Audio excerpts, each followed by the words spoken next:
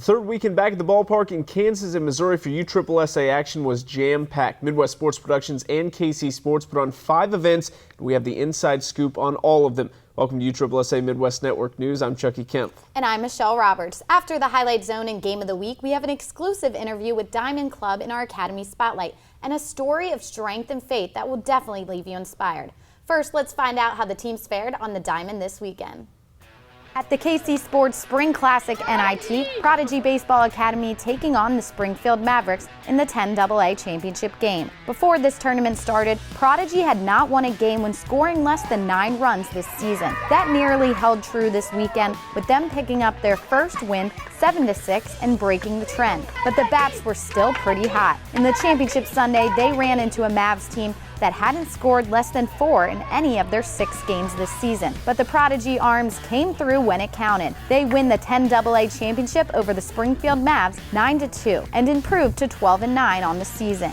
In the 11 and under AA championship at the KC Sports Spring Classic NIT, the KC Mets taking on the Buccaneers. Buccaneers allowed just 10 runs in the 4 games combined this weekend, and that was with one team scoring 5 on them. The championship game would be another good showing for the Bucs on the mound. They hold the Mets to just 1 run and win the 11AA title 9-1. They're now 7-0 this season. The DC Dynamite have made themselves pretty comfortable at Adair Park this season. They took on the Platte City Thunder in MSP's Swing for the Rings tournament this weekend. The Dynamite won the 10 and under C championship 13-7 to finish out a perfect 5-0 weekend. That's now 9 out of 10 wins at Adair this season and 2 for 2 winning tournaments at the park. In the 12 and under B division, the Missouri Stealth outlasted the Olathe Bears, winning the championship game 7-6. When I saw the box with the ring inside of it, I was so happy that our team played their butts off. I think it was our individual work during practice, and then the way we work as a team and how we got better at hitting and fielding. Teamwork, sportsmanship, awesome coaching. 14 and under B division at the KC versus the World Border Battle. Topeka Frenzy taking on Lady Legends. First tournament of the season for the Frenzy, and I'll add that they are a 13 and under team, which is why this next part is quite eye-opening. 50-0. That's what the Frenzy outscored opponents by this weekend in 5 games, including the championship game. Versus the Lady Legends, the Frenzy using their speed and obviously their pitching to take the title. They win the 14 and under B division with a 5-0 win to cap their perfect weekend and start the season off with a bang. MSP will continue their trend of dominating ballparks this upcoming weekend with 2 baseball and fast pitch tournaments each. You can see all those highlights right here next Thursday night. We have to take a quick break, but stay with us to find out which matchup at the KC versus the World Border Battle earned our Game of the Week. All Sports Media is a brand new company focused on everything sports. This year we'll be working to cover USSSA events throughout the Midwest. All Sports Media will provide coverage of events, educational podcasts, news, and more. For more information and available sponsorship opportunities, contact Justin Stein at the email on your screen. All Sports Media, where all sports meet. Welcome back. Every week we've got a handful of exciting championship games and plenty to choose from our Game of the Week, but few are as intense as a walk-off win, which is why we chose this 10 and under matchup as our Game of the Week. MSP held their KC versus the World Border Battle this weekend. The 10 and under Open Championship, it's Fire and Ice Blizzard taking on Team Nebraska 10's Elite. Low-scoring, good game early on. Team Nebraska on defense. Check out the stretch at first base. That ends the inning, but not much going on the offensive side either. Soft grounder back to the pitcher, and a quick inning for Fire and Ice on the field as well. It was a windy day for tournaments around the area on Sunday especially. Watch this right here. Runner on third for Fire and Ice. Big gust of wind stirs up a ton of dirt. Ball gets to the backstop. Run scores for Fire and Ice. Behind the plate did not seem like the spot to be on that field. Later, Nebraska getting one thanks to a passed ball as well. Check out the runner from third. She's going to dart home. That's their second run of the game, but the magic number would be 3. Last inning, Fire and Ice working. Runners on first and second, tied at 2. Soft liner right up the middle. That's a base hit and loads the bases. Those runners will be moving up shortly. Here's the game right here. This ball going to be crushed into right center field toward the fence. Doesn't leave the yard, but it gets the job done. A walk-off win for Fire and Ice as they top Team Nebraska 3-2 in our Game of the Week. Not too bad of a result for their first tournament of the summer. We just battled and believed. Well, we had great hits during the game, so that kind of led us into getting that run. Well, it was two real close battles, and luckily we came out on the top side of both of them. It was a team effort. Everybody here did what they needed to do, and I think everybody on the team made a play someplace to make this successful. So it was a team effort. Awesome, just amazing. Since there's multiple teams in the Fire and Ice organization, it feels really good. They rocked. These kids, every one of them picked it up, and when they were down, they got back up again, and I'm really proud of them.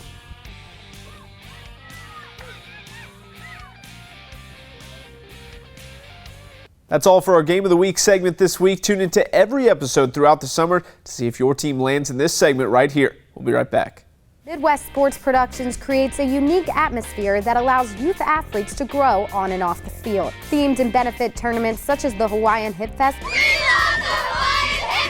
and the Alex Gordon Classic brings out the best in every player. With 60 years of combined tournament directing experience and 7,500 teams participating last year, MSP is the country's largest youth sports provider. For a weekend of ball like no other, choose MSP. For more information, visit playmsp.com.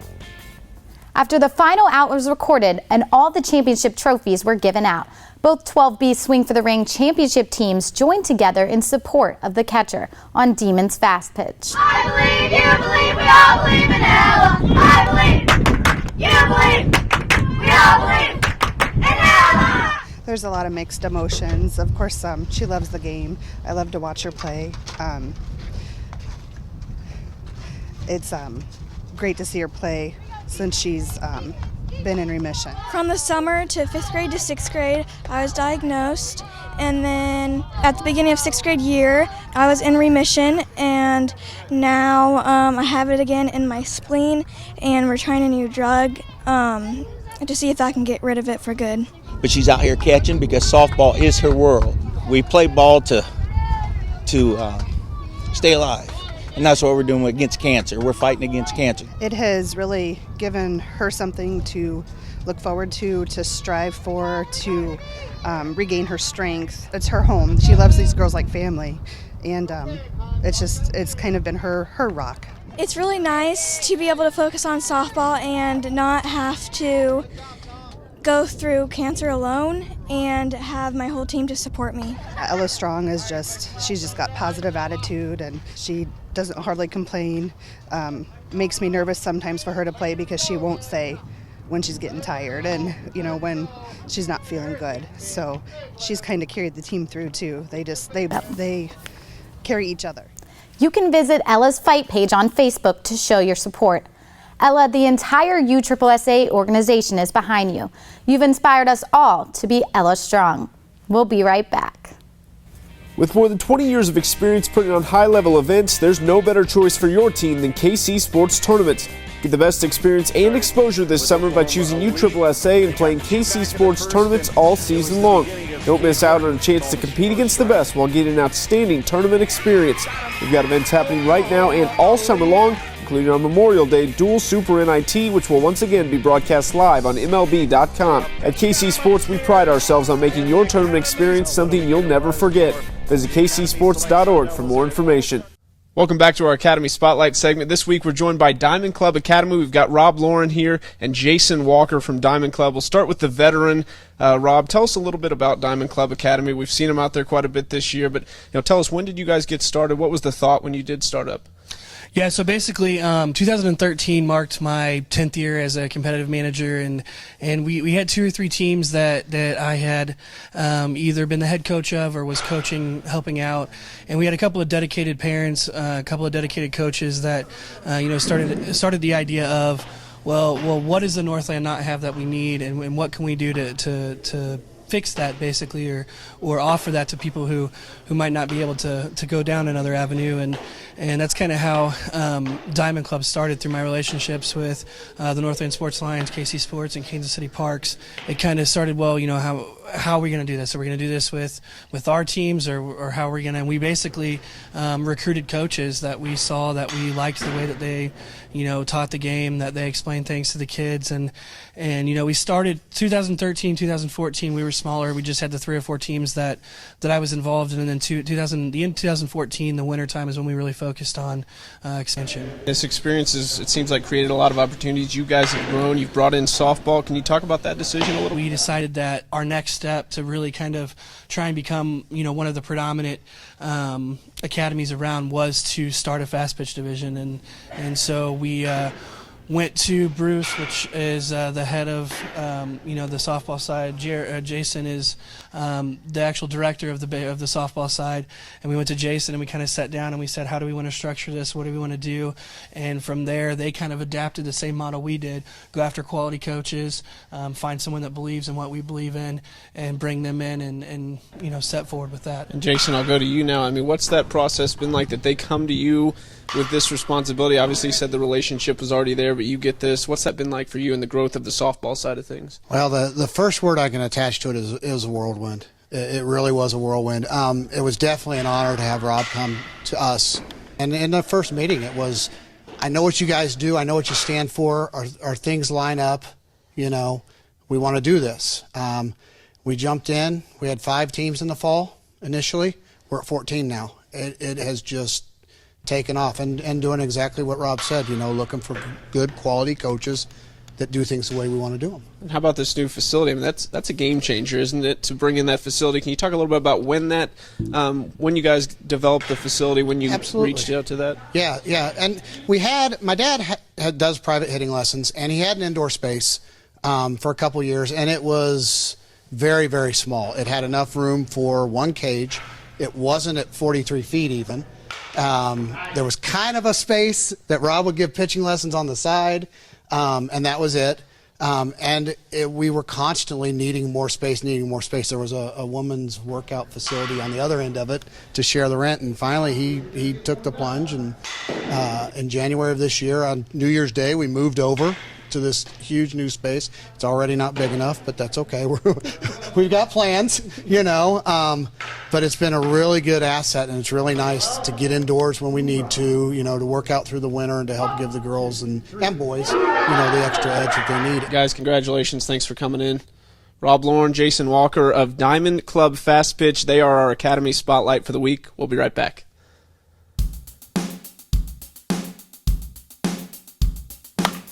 Mizuno understands that hitting a pitch ball is one of the biggest challenges in sports. The most important piece of equipment for being a good hitter is the bat. Traditionally, players have chosen bats based on their height and age, but there are many factors that influence the swing of a bat. Even bats with the same length and weight may perform differently due to how the weight is balanced within the bat.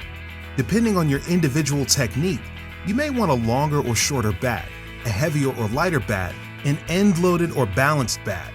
Certain swing characteristics have to be analyzed to find the ideal bat, and each player has their own swing DNA. Mizuno's Bat Interactive Optimization System, or BIOS, is a system that collects and analyzes the player's swing DNA to match each player to their ideal bat specs for maximum performance. Welcome back. After a week long of votes piling up on our Twitter, we now can reveal the March Play of the Month countdown chosen by you. Starting with number 3, it's the Iowa Oaks in the 13U Major Championship at the KC Sports Easter 2-Day. Jalen Martinez checked the range, flashing some leather with the over-the-shoulder catch, robbing the batter of a would-be extra base hit. Number 2, one of the rarest plays in the game, 14A division at the MSP preseason NIT, the Latha Rockets clapped him. That's right, a triple play. Unbelievable stuff, but one play received more votes. Number 1, Nebraska Naturals catcher Drew Wessel. That's a bullseye right in the second baseman's glove. Not to mention, that was the tying run trying to swipe second in the final inning. They would hang on to win, and Wessel earns our top play of the month. It's now time for our social media segment, your chance to be on USSSA Midwest Network News by sharing your pictures and short videos with us on Twitter or Facebook. Mention at USSSA_Midwest in your posts from USSSA tournaments, and we'll put you right here on the show each and every week. Shout out to the KC Speed for getting back to the title game for the second week in a row, taking second place in their division of the Swing for the Rings tournament. The Originals took the top spot in their division and earned themselves some gold rings.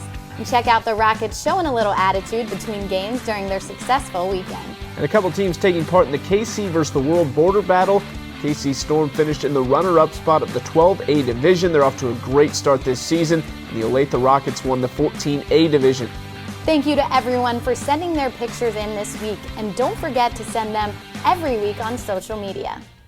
It's another busy week of baseball and fast pitch around the area, and we'll have highlights and reaction next weekend right here on USSSA Midwest Network News. Thanks for joining us, and good luck to all the teams participating in tournaments this weekend. See you next week.